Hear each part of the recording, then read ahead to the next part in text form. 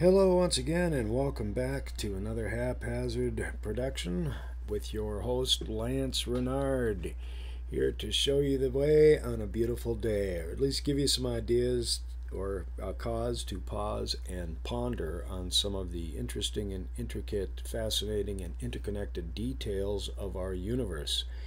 And I like to show in my productions that all things in some way are connected.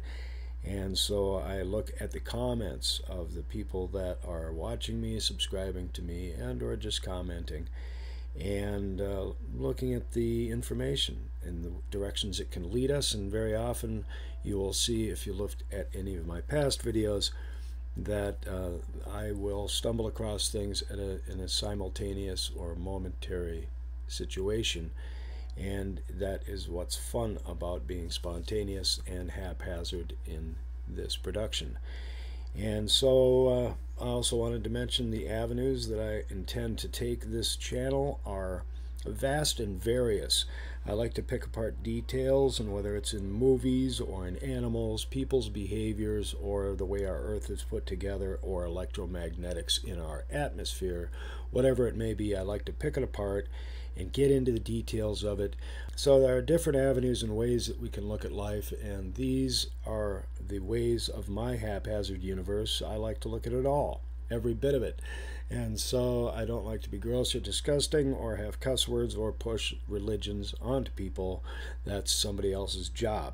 And so, of course, part of that is just going right to it and getting right into it. And so now I'm going to go into today's comments and a few of the past comments and take a quick moment to pause and ponder.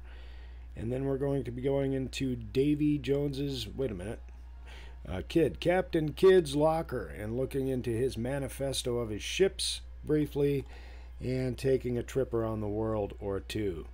So let's go ahead and get that done. And so I'll pop in here and go right to the last video produced. I have not seen these comments, and so we might be a little surprised. And nice, thanks for the comment reading. No problem, Siva Salas. Thanks for the tens of thousands of photographs. I gotta jump in on myself there for a minute. We got Biggest D. While my goal to have you say your name on channel would be make my day. Well, thanks. I should have watched the whole video. Thanks, brother. Thanks for the shout out.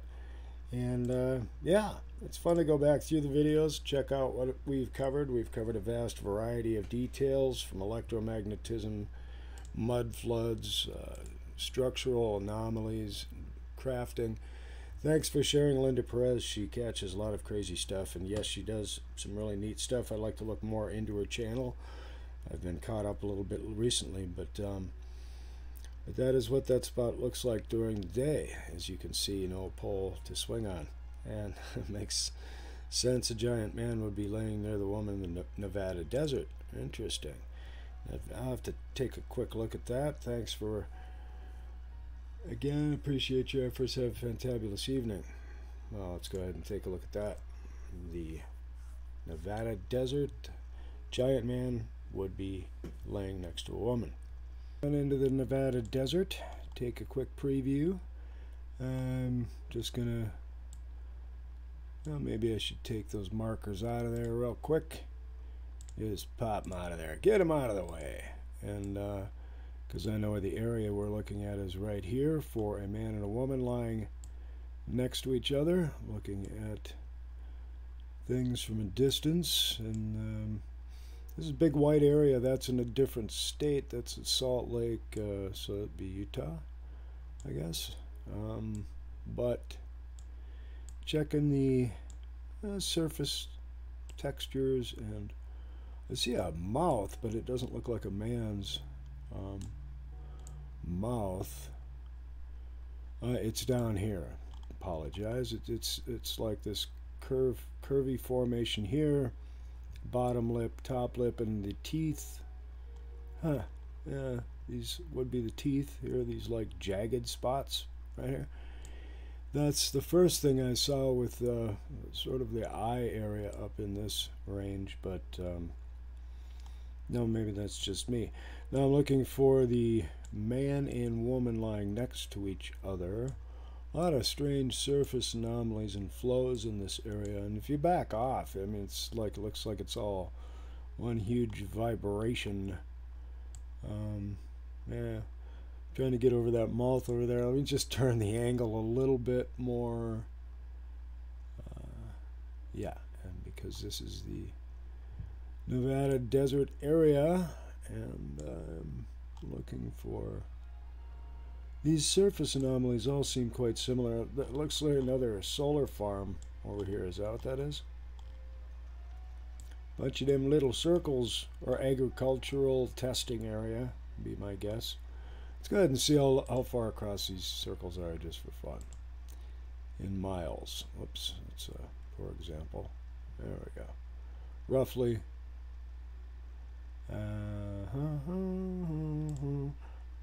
No humming either. Half a mile across. Well, that's reasonable. The ones that we were looking at over in the other area of the Earth were far, far larger. I actually found 20-mile diameter. I mean, that's unfathomable. I'm not catching the man-woman now. I've noticed these structures or anomalies right here, and this looks like a man's face quite a bit right there with the forehead, the nose, but that's yeah, not as definitive as I would prefer. I like those teeth that I saw down there. That seems a lot more right. So I'm just kind of missing it. Of course, I'm going to knock down a few too many this morning when I got up. But these areas of discoloration are always curious. When you look at one area that's got this like darker outer skin and then this inner texture type differences, and then you look at the terrain, you zoom in and see that it drops down and drains off and runs in particular directions, very much like certain, veins in the insides of, when you look at the microscopic texture of cells and such, and therefore, etc. So, yeah, Jane, thanks for bringing me to that mouth thing. That was curious. I didn't catch the man and woman. Probably just don't see it. Could be two blobs like this that I'm not catching. But that mouth area was right here. And that Nellis Air Force Base is right next to this big, strange looking texture. Huh. Now, Randall R. probably has a lot of theories and interesting details in this area and of these things and anomalies. I'm going to back off this again and reassess the situation. Look at these little ridges that run around this way. It's like something fell and died there. And this is different texture over here. Like something fell and died here. And then somehow petrified and liquefied. Battleship rock. There's that rock that looks just like a battleship right there. Battleship rock. And the layering, the mining look on all of these. Huh. Sure is curious. It sure be, to me, that is. Maybe not to you. Maybe it's just like, it's normal. And it is. And that's why we're taking a look at these different surface textures. And like this one right here in relation to this one right up here. Whoop. Right there. And then how this appears to have been. You go, that's erosion. Yeah, layered off erosion like this is looks like it was mined a long time ago, because those vertical slopes don't naturally occur. Well, and according to the people I've studied and watched, Silva Ivanova, I bring her up quite a bit, and once again the vertical drops randomly occurring and looking like they've been flooded over with some kind of mud flood, because they were, apparently, or flood. The flood's got to drain off back into the ocean. And if you look at all this drained off over here, it, yeah. which way is the ocean. I'm going to go ahead and flow on back here, and sure, everything runs down that way. And this area of formation and unification and the way that all of the terrain looks here is also quite curious. So, thanks for that direction. I appreciate that once again, Jane Doe, and on we go. I didn't spot that. Oh, here we go. There's a video. Oh, here it is during the day. The elephants in Botswana by Linda Perez. Hit her for a subscription.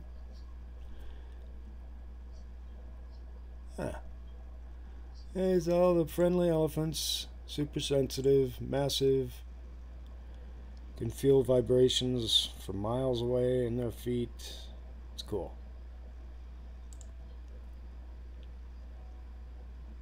Very nice.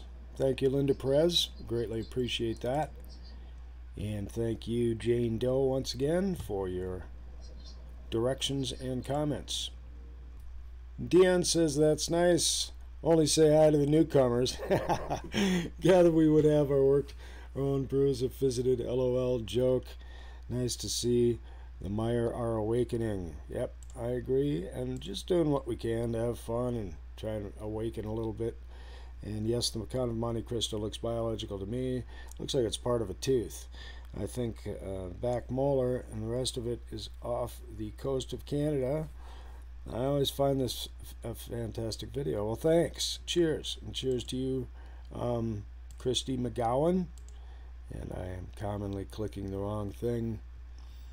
But Louis Lombardi says, hey, Lance, thanks for the shout out. I'm enjoying watching your work evolve. Very interesting stuff you are coming up with your presentations. Well done. I want to share something I found on Google Earth with you.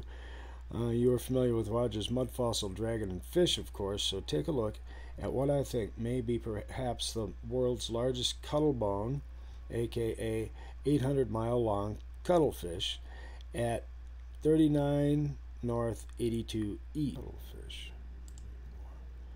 Tell me what you think. Keep up the great work. Let's take a look at that real quick here. We have the coordinates of 3982. That's at the Telemacan, the Telemacan Desert. A lot of sand dunes, a lot of sandy area, water flowing in here, water flowing across there. The overall structure looking, well, like a big pile of sand. But, you know, what is the breakdown of a creature over, you know, millennia, so to speak? And then all this runoff along the outsides. I guess I would need to just take a quick look at in this back area here with the strange writing. What's that? Another solar farm, I guess. Yeah, that is pretty curious terrain. Indeed. Curious indeed, good man. Thank you for that location. There's a lot to look at here. You have differences in terrain and structural terrain and all the flows that you have here, and right, and all of the water just above here. I mean, there's just all this water. And over here it's just like desert. And so you've got this dividing line here in between the two, which is some form of mountainous area. I'm sure it's identified if I put on borders, and I do have them on. Whoops. My mistake. Sorry, I didn't make a mistake. That was my mistake. So the texture, the dividing line between what appears to be, you know, the water and the desert, and what these mountains are called, I suppose. Is that it? Yeah, you got the Pamira Mountains over on this side, and the Atun Mountains over on this side, and no Chinese. And then down here you have Tian Shan Mountains, and so it's a whole mountain range, you might say, or area, anomalitic area of mountainous area all the way around, and the Telemakan Desert in the center of this curious looking thing. And all of the runoff, does this runoff come from here and go all the way down this way, or is, and yeah, well, thanks for getting me on this one, because I'm going to be stuck on it for half a day. Doesn't that look like an eye? Yeah, it looks like an eye with like an eyelid here, eyelid there. Back off on that theory for a second and just take out those lines. And yeah, just taking a look at the eyeball looking thing here. What's up with that? And who put that there, etc. And with the upper and lower eyelid, that is, let me send it back off a little bit on that. Upper brow, I'm just, fabricating some ideas here, but that seems very structurally, I've carved a lot of eyes in wood. I went to wood carving school too, vocational for 3 years, modern wood in Minnesota. So these strange, this is just really curious. This entire area has just got me going. I mean, that also has like an eyeball appearance. This also right here, and what is that? And oh yeah, mountain range. But in petrified biology, what is it? Are these all melted together creatures, and they just keep turning into mud every time they get reflowed over? And or is there a vibratory formula that just shakes everything down, or what up? So, right, a lot of different curious looks and anomalies. And I remember one I'd glazed over about Africa that I'm not sure if it was Linda, one of my subscribers had mentioned the front part of the skull would be Africa, and then the back part, like this, detached and spread out. This would be the back part of the skull type thing, and the spinal column. And this is part of the spinal column. Something along those lines. And like I said, at first it dies, then it petrifies, and then it shakes apart, and gets pushed apart for whatever different reasons of, geographical reasons and plasma-related reasons. And so these are considered to be possibilities in a lot of people's universes, and mine as well. So thanks for that. That was a good distraction. Always appreciate the comments from Louis Lombardi. Thanks, Louis. Catherine Gustafson talks about some of the work that I do and is very humble, and says her husband would not like her to know too much, but we'll do everything we can to keep it on the down low and keep you informed, Catherine, and giggling and having a good time, because it's a lot about having fun, discovering and investigating, and then wondering and learning. And hopefully you laugh a little. So I guess we call it whittle. Glad to hear you sing. Oh man, yeah, I miss those days. I opened up First Avenue, and the first person I ever kicked out of a bar was Bill Cosby. And that is a fact, Jack, when I was working in San Francisco as a barista. So at any rate, those are some of my little details. I appreciate you sharing your details from Svadhistan, and we will keep working on the exciting times in our futures and create more of a positive relation in our minds as we go on through our details. So let's just carry on. And today I would like to go across some of the strange anomalies we have in our universe, like making a flute, like carving a flute, and actually no, these are related images to what I was searching out, and what I ran across after the beginning of my search was some different diver wreck treasure ship information, because of course you know me, I like to go through old maps and old lithographs. And then I ran across some information on this fellow burying his Bible for some reason. I'm going to bury that thing, and I'm going to come back and get it one day when it's worth more money. I don't know. So anyway, I ran across Captain Kidd's manifesto in his, in his ships. Actual manifests of Captain Kidd. sworn statement of the goods of the treasure left by him by Kidd. And just looking at some of these in Boston, the 17th of July, 1699, as it were, or 699. And then, just some of the stuff that he had. I was curious about it because, I like digging through people's drawers and reading their mail, and you know how I am. And, well, it's Captain Kidd, and he's famous. And I'm like, what is he famous for? He's just a pirate, and why did he even exist anyway? I mean, why do we hear about these?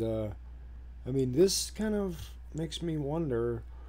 Boston, 1699, to an order from His Excellence. Yeah, he's real excellence. And let's take a look at some of these guys, too. I think I got some images of these excellent people. But these original manifestos are curious. They are interesting. I'll have to rotate this 100%. And zoom in on it. You can see it's got my girl's mark on the top right here. And Boston, Captain William, look at that. Cursive handwriting is just beautiful. And the faith had the captain which he left and go on chase and blah, blah. Right, and so, right, and William Kidd. So Billy the Kid. I mean, this is all, this is all quite interlocked in some way, I do believe. It's quite notoriously strange, my humble opinion. With some amazing handwriting. I wish I could write like that. Well, I can, but it'd take me forever, and it'd look half as good. Because I never took handwriting classes, did I? I don't remember. And there's Kid on a bad day. And they're like, hey, Kid, you're hanging up here for a while. They didn't kill him or anything. They just put him in this cage and hung him there to humiliate him for a while, and then, I don't know, let him go, I guess. From the pirate's own book. Okay, maybe he wrote a book. The pirate stairs leading to the site of the execution block at Rapping where Kidd was hanged. Was this his hanging? It looks like he's just in like a Hannibal Lecter outfit. That's just me. Maybe I'm wrong. I know this is probably the guy that hung him, a governor of Massachusetts. And he's got a short hairstyle to death. And I know I've got another one. Look at those cuffs. I mean, who doesn't love those cuffs? Let's bring those back. Bring back big cuffs. I love them. I like to see them at Target, Walmart, and every other mass-produced. Okay, and then we've got this unbelievable handwriting. Look at that W. Who makes a W like that? You guys make W's like that? Because holy guacamole, I chihuahua. And the S, whoa, it makes me dizzy to look at it. Holy criminy. Let's start making S's like that. Come on, gang, who's with me? I know, I'm bringing that up a lot, but I like camaraderie, what can I say? The ancient map of Jamaica showing the haunts of the pirates. Oh, the haunts. They're probably still haunting it. And the track of the treasure galleons. Dun, dun, dun. There's some galleons right there. Isle de la I am a equivi. I am a equivi. Well, so am I. Why didn't you say so in the first place? Ah, Cubana. Hola, amigo, muchachos. Right, okay, this is the, right, pirates hung out around here, huh? Who knew? Everybody. I mean, I've been taught that since I fell off my dinosaur, for crying out loud. But look at the little strange triangle. What's all that? I mean, that threw me off 100%. 100%, senor. And what happened to this map all of a sudden? It changed. All right. I'm totally... What? So, okay, this part is... And then they kind of quit doing it here, and then it starts again there, or... What's all this flow out this way? Huh? Yeah, and these strange diagrams. I'm sorry, I'm being thrown off. Unnamed. It's a triangle. It's the unnamed triangle. Precinct. And no other word there. Elizabeth precinct. Well, at least Elizabeth's got a precinct. But, yeah. Above Florida, where's Georgia? And Alabama. North Carolina, South Carolina. Don't see them. I'm not seeing that at all, my friends.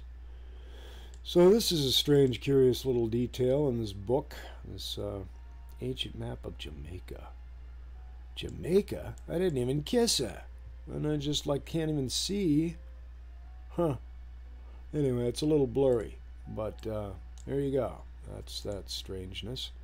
The town of Tobermory, island of Mull. And this is where the treasure galleon is supposed to have gone down. In the place indicated by the cross at the right-hand side of the photograph. The cross. And the cross is a hypothetical view that, once again, maybe it's because I'm colorblind. I don't see a cross. And a ship wouldn't go down in the sky, so I'm missing that. Wow. So that's where the ship went down. Now, if you want to go out there and, go do a little scuba diving, I'm sure a couple of people have. Defeat of the Spanish Armada. The Spanish Armada. Well, that's how they were defeated right there. That's totally explicit and definitive. I'm glad they... Oh, nice hair. See this guy? Who has hair like that? Man, I'll tell you what, he's taking the right amount of calcium and nutrient. See, Sir George Rooke commanding the British fleet at the Battle of Vigo Bay. Oh, that's why. He had to get his hair done for the battle. Nice job. Nice job there, Rookie. George Rookie. He probably wasn't that good at his job, and so they called him Rookie. That's where the word rookie comes from, that guy.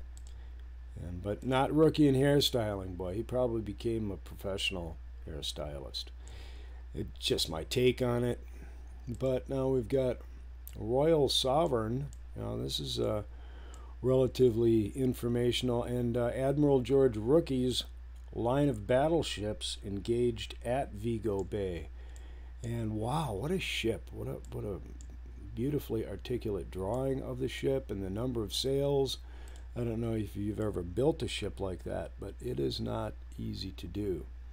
I bought a model. I thought it was just you paste it together, and no, it was just chunks of wood and it was one of these. It took me 3 years to make this stupid thing, and of course somebody else has it. I give everything I make away.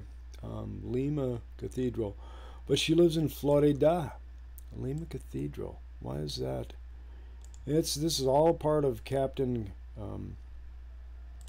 Billy the Kid's treasure seekers on the Cocos Island, Cuckoo's Island, and these guys we're digging for treasure right here in the Cuckoo's Island. I'm kind of a cuckoo. And this guy here, he's a hermit of Cuckoos. That's Christian Cruz, the hermit treasure seeker of the Cuckoo's Island, and his happy little puppy. The dog's just sitting there smiling for the picture. Hey, buddy, you can take your dog's lead, by the way. Cheer up. That's nice. We have Thetis Cove. Before and during a storm, very pointless. What year? 1836. Fascinating, Captain. And this is Sir Walter Raleigh, the inventor of nicotine. Let's have a look at him. Hey, Walt, you vicious monster. Sure is a good-looking dude, though. I mean, he looks pleasant and happy, and everything's not scowling and looking off to the right. Sir Walter Raleigh, K., captain of the guard, Lord. Ah, okay. So, yeah, and he's got skulls, he's got anchors, and he's got Latin saying he loves Virginia. Amor et Virginia. So yeah, he loves Virginia. That's kind of, and he's got this stick. I just walk around with my stick. It's missing. It'll be finished soon. It's just a stick for now. Just for now. But I'm taking it to my picture with me. Having it in my portrait. It's just the way it is. Gibbs and Wainsley bury the treasure. Oh man, that's where it is, right there. Obviously. Right by these 5 seagulls. So keep an eye out. This guy's got just a big bag of gold over his shoulder, and who really cares? I mean, it's just gold. You dig it out of the ground, you put it back in the ground. Have a nice day. From the pirate's own book. Portuguese captain cutting away the bag of moedores. Oh, get rid of that bag with your tongue out and with a creepy little evil look on your face. Just do it, man. Do it. Get it over with and quit scaring me. And there's a fleur-de-lis over here. Huh. And then there's 3 seagulls. There's a couple missing, so a little ways away from the original burial plot. Here's Francis Lolonois, and he is one happy-looking guy. He's got a lot going on. As you can see by the background, he's a fairly constructive individual with people sinking and pulling each other out and fires going on and ships battling, and his pleasant demeanor. I mean, he just gives off this air of nice guy. I don't know what it is. And then the sublimation of all of the good things that he does in the background. Wow, thanks, Francois Lolonois.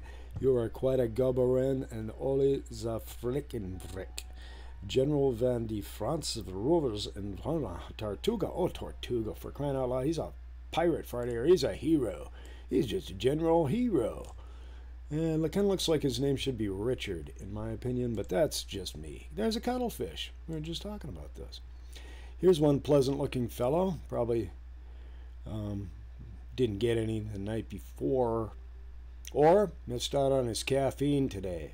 But sorry you're having a bad day there, dude. I don't even see a name on this guy's. I wouldn't put one.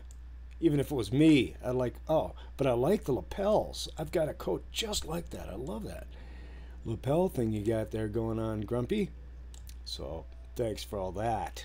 Now into the next set of lithographs, and it was lithographs that got me started. This is Dowsing, and Dowsing that got me started into this essay. And here they are dowsing for gold and treasure. And as I've possibly not mentioned, I don't know, I've cut this so many times, dowsing I have done and tried. And there is some curious anomaly that pulls that stick down, but it's got to be a willow.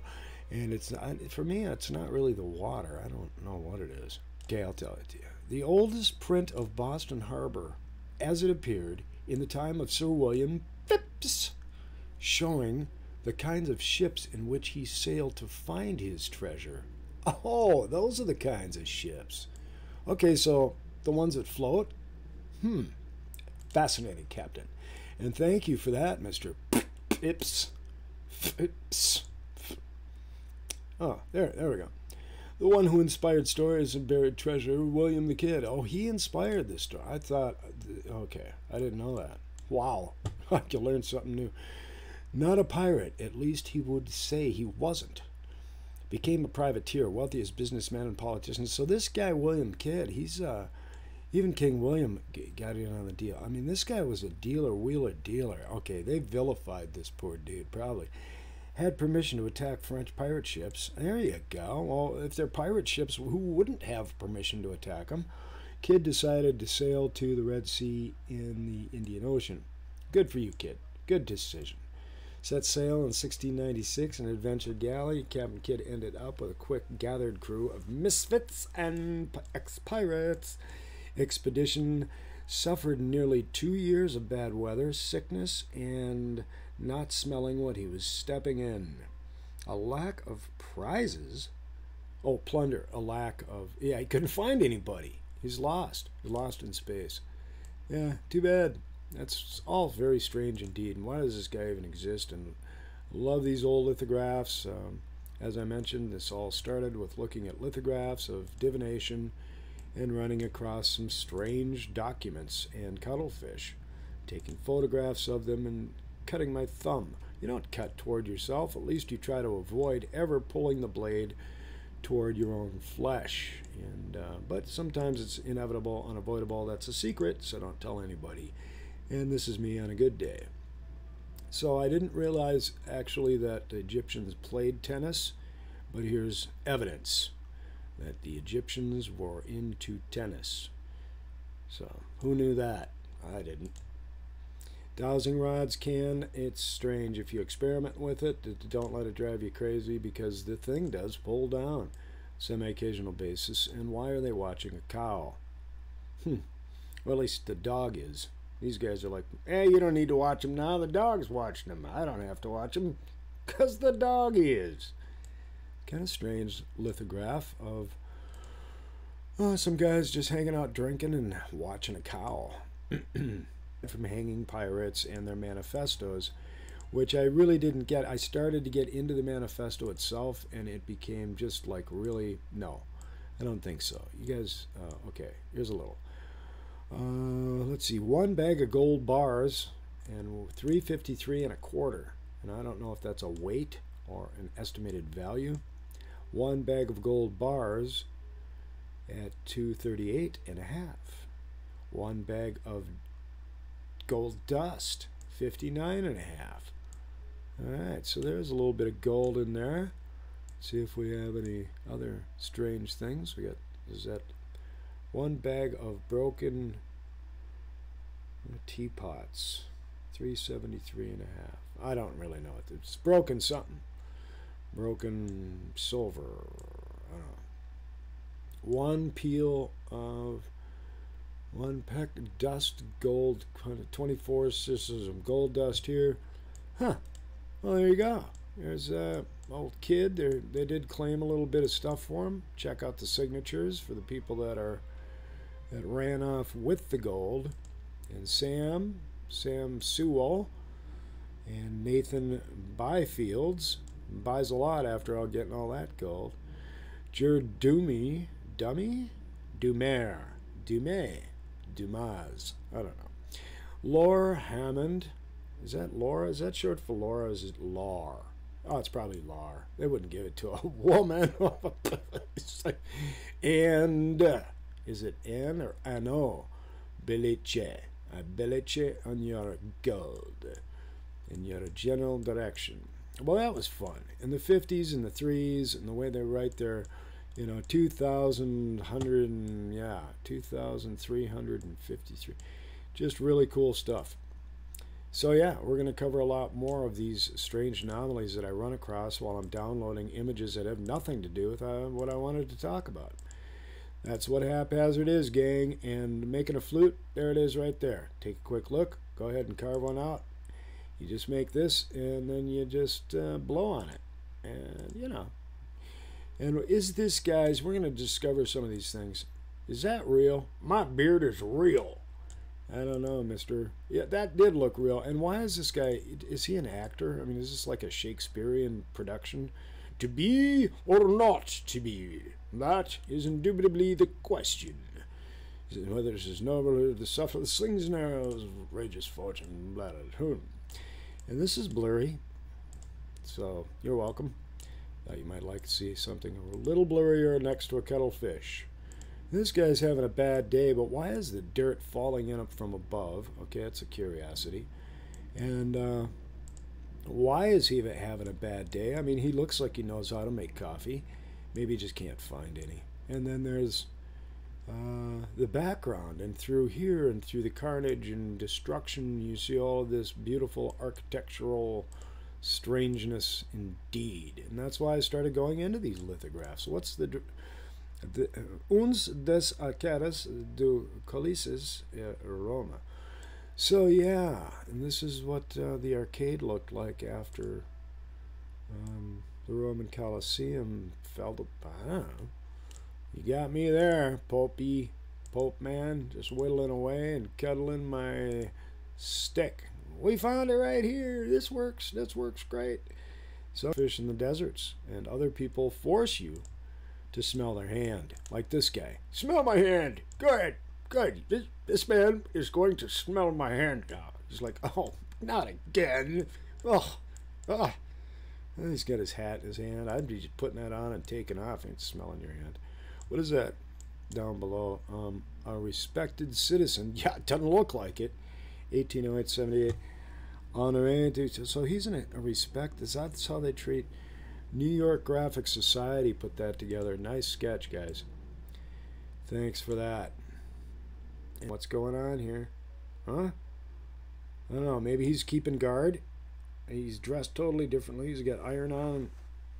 They're just kind of like, I don't know, talking next to a cave. A little cave talk. Burying the Bible. Captain Kidd is a big thing. I don't know what's up with that.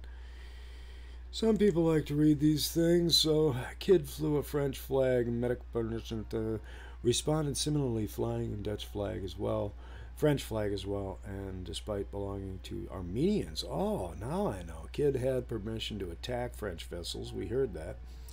Kidd's ruse was only to attack technically. The captain was British. The boat belonged to a high official. And Kidd was, he was playing both sides, attacked the Sedgwick of the Eastern Trading Company, so they had a good excuse for their deficits and could pass it around.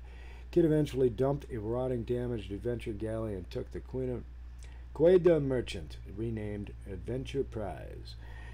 Kidd had a few more adventures, and associated with other pirates, Kidd found out that England was unhappy with him and sent ships to arrest him.